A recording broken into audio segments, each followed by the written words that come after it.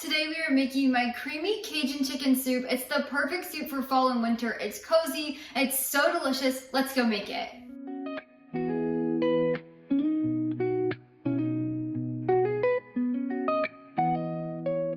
I hope this recipe brings a taste of Louisiana into your home. Living here in Tennessee, especially near Nashville, there's lots of Louisiana influences in our food and in the culture. So it is a recipe that I absolutely love. I love going to Cajun restaurants. So with this recipe, I wanted to bring a little bit of Cajun flavor into your home like it is in ours. To get started, you're gonna want to grab a medium-sized pot and we're going to heat it over medium heat.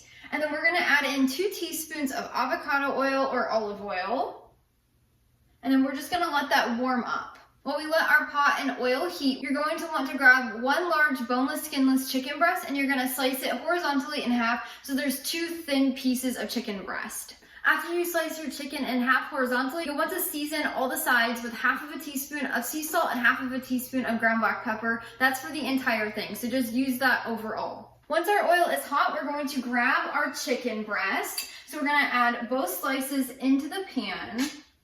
Make sure your oil is coating the entire bottom. As always, after dealing with raw chicken or any meat in general, you want to make sure you wash your hands with soap and water to make sure there's no spread of food contamination. We are now going to let our chicken sear in the pot for 8 minutes over medium heat and then we'll flip. While our chicken is cooking, make sure you don't turn it or flip it for these 8 minutes. We want to create a maillard or a crust on the bottom, which will bring so much flavor and so much texture to our soup. So if you're using a stainless steel pot, it's also going to be hard to get the chicken off of there before the 8 minutes are done. The chicken will naturally release when that crust forms. While our chicken cooks, we can finally dice half of a yellow onion and we'll slice 1 full green bell pepper into bite-sized chunks.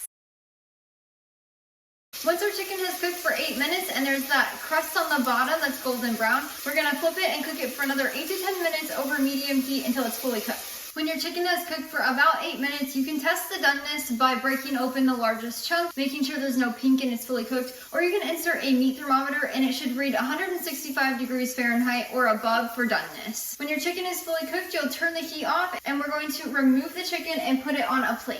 So I just have a plate back here. And we're just gonna let our chicken rest back there while we make our soup.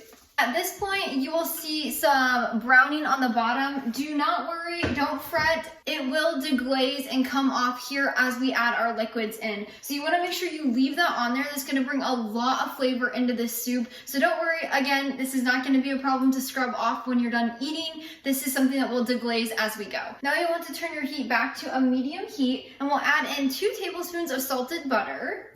We're just gonna let that melt now. Once your butter is melted, we'll add in our half of an onion that's been finely diced. So you have these little tiny pieces. And then we'll also add in our full green bell pepper that we also dice into small chunks, just like this. So we're just gonna add those both in.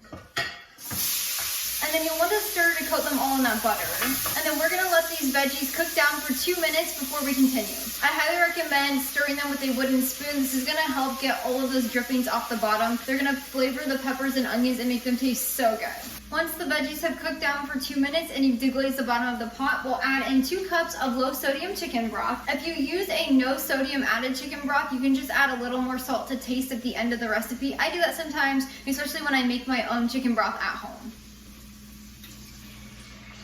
Next, we'll add in half of a teaspoon of sea salt, 1/4 of a teaspoon of ground black pepper, 3/4 of a teaspoon of garlic powder, no salt added, 1 teaspoon of Cajun seasoning. You can use any. I usually like to get a bulk Cajun seasoning from the Sprouts grocery store, but you can use any kind.